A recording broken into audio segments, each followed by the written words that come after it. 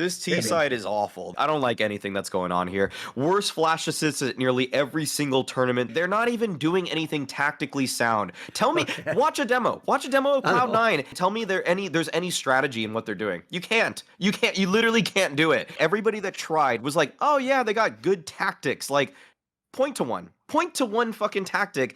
There's been a lot swirling around this team ever since they joined Cloud9 about their lack of tactics, lack of flash assists, horrible utility, everything like that. So in this video, we're going to take a look at how the team actually plays, what their structure is on T side, what their utility looks like, and find out if this team actually is terrible with utility. And I'm going to try and answer Maui Snake's call of looking at a demo and finding the strategy in their T side. But first, Maui actually asked Nafany straight up if they needed to change their strategy in this interview, and let's take a look at what Nafany had to say. So one thing that I've been kind of concerned about with you guys and your structure has been, I'd say, the lack of flash assists. Like the way you guys take space on maps, it feels like it's very individually driven, other than like initial smokes and some flashes to upset some angles for people. But what do you have to say about your style? Like I want to hear you defend the style that you guys play. Right now we have a lot of problems with our individual skills. We don't have like a lot of problems with our strategies, in my opinion. Okay. So we just have a lot of individual mistakes, and that's cost us a lot. So in the interview, Nafany says that he doesn't think there's anything wrong with their tactics. He thinks that they just need to work on their individual skills. So why doesn't this team get any flash assists, and do they actually have a style? So let's first talk about the way they play their T sides. This team uses what I'm going to call a spread offense. They have one lurker on one side of the map, and typically two other players playing individually, and then a pair playing together. So for example, on Overpass, they could have one player playing towards Monster on B, they could have one player playing towards Long, one player playing Bathrooms, and then a pair working in Connector. Or on Mirage, they could have a pair working mid, a player up in Palace, a player A ramp, and a player towards B. They also could run a 2-2-1 where they have two different pairs. And what they do with these players is all the individual players are typically holding for aggression, while the pair is working to create space. So if the pair is in Con on Overpass, they're slowly working together and using all their utility to take Con, and then they link up with one player towards Bathrooms, use their utility to take outside Bathrooms, take short, all this kind of stuff. So they spend a lot of time in the mid round using all the utility to take space.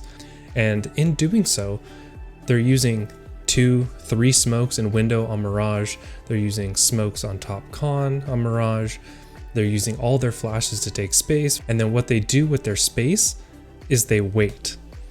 And this forces the CTs to have to make a decision. Since Cloud9 is using all their utility in the mid round, they take their space and the CTs don't have any idea what's going on because they've been flashed off their angles, they've been smoked off their angles, they've been mollied off their angles. And then all of a sudden there's now 45 seconds left in the round, a minute left in the round, and they don't know where a single player is on Cloud9. So now the CTs have a choice. Do they want to just sit on the site and wait and see what happens, or do they need to go find some information? So once Cloud9 has taken these areas, they play very slowly and they watch all these angles to see if the CTs peek into them. And a lot of times the CTs do. And what this does is this changes the advantage from a CT side advantage of the Ts having to walk into them to a T side advantage of the CTs have to now walk into the Ts. So this is what I believe is what they say when they say that there's nothing wrong with their style, that they need to work on their individual skill, is because their style is actually set up for them to be taking these advantageous battles. They're kind of flipping the T and the CT roles on their head, with now the CTs having to come to them. If their individual skills are off and their style is built around taking these fights, then they're going to lose and their T side's going to look completely awful. But if their individual skill is on and they're hitting their shots, then they're going to look really good because the CTs are going to have to be coming into them because they're playing so slow and holding all these areas of the map where the CTs don't know where anything is. The other option for the CTs is to play passive on the site. And this is where Cloud9's executes can look poor, but a lot of the time that's because when they're executing, there's 30 seconds left, 25 seconds left, etc. And Cloud9 will only have one flash and one smoke left because they've used everything to take map control in the round. So then Cloud9 will use one flash over, and then they'll be pouncing on this site with, typically 3 or 4 players, and then they, trade off of each other, and then it becomes a 3v3, and they have the site. They'll have 2 players on the site and then have 1 lurk. Then they don't know where the lurk is because they again have had so much map control. So the lurk typically gets a kill. Then it's a 3v2. They have already planted the bomb. They're holding down the site. And that's kind of the typical default round for how Cloud9 plays. And you will see this a lot. You'll see them take mid on Mirage and then just hold from top mid to see if the CTs are going to aggress. Or you'll see on Overpass, they'll take water on B and then kind of sit in B and see if the CTs come. Or they'll take mid and bathrooms and kind of wait and see, are they going to aggress? Are they going to look for angles? Are they going to try and flash and retake space? That's just the way that they play. So this leads me to flash assists. Why doesn't Cloud9 have flash assists? When you're using flashes in this way to take space, you're going to get many, many less flash assists than if you're using them on executes.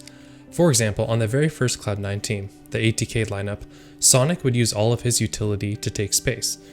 Then when they were executing, that's when OC and JT, if he wasn't entering, would use their utility. OC almost never used anything until they were about to use an execute. So when you look at the stats, he looks like a flash god. But a lot of that is because that's how their team was set up. It was a very execute heavy team, and OC is the one who flashed everyone in. So when you're flashing onto a site, you're going to have a lot more flash assists because you know people are there and you're expecting to have engagements and get kills and trade and all that stuff. The way this Cloud9 team plays is they play using all their flashes to take space and then typically have 1 or none left when they're executing.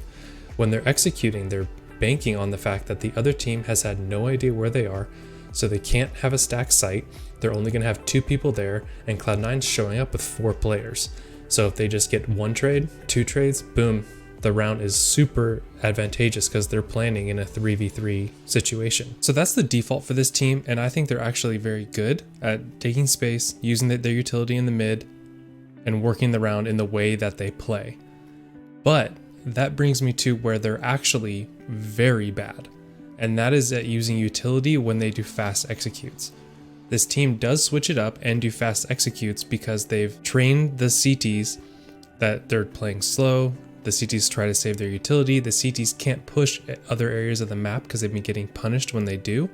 So Cloud9 will go stack outside of a site and they'll hit a site early in the first 20 or 30 seconds. And this is great. They get a lot of advantages doing this. They are completely catching the CTs off guard when they do, but they are so awful at using their utility when they do this.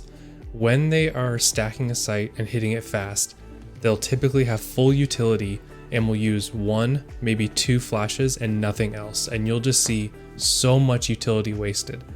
Here's an example of when they're executing on B on Overpass. They all have full utility. They get like 1 or 2 flashes in, and they get killed from someone toxic when they all had Molotovs. If they just threw a Molotov from outside the site toxic, they probably win this round. That's it. But what this team should be doing is when they're executing, they should be using all this utility. They shouldn't just be letting it go.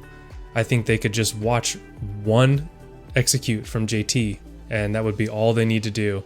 I think that they're so used to not having utility that they just go in dry, even when they all have full belts of utility, and so much of it gets wasted. So in conclusion, is Cloud9 bad at utility? I would say the answer is yes and no. I think there's plenty of room to grow, especially on their executes. But the way they play is completely different from a lot of these other teams, especially any past Cloud9 team. So you have to take that into consideration and understand that when they're executing a lot of the times, they've already used all their utility in their style, in their default, in their slow takes of places. So I don't think they're nearly as bad as everyone says. I don't think they lose a lot of matches specifically just because of utility, but I do think they lose a lot of rounds that they could win. The way they play is unique, and I think it's very smart, and we've seen it work on the highest level, and I think it can continue to work on the highest level. Thanks for watching. Follow me on Twitter at Cloud9_win. I'll see you next time.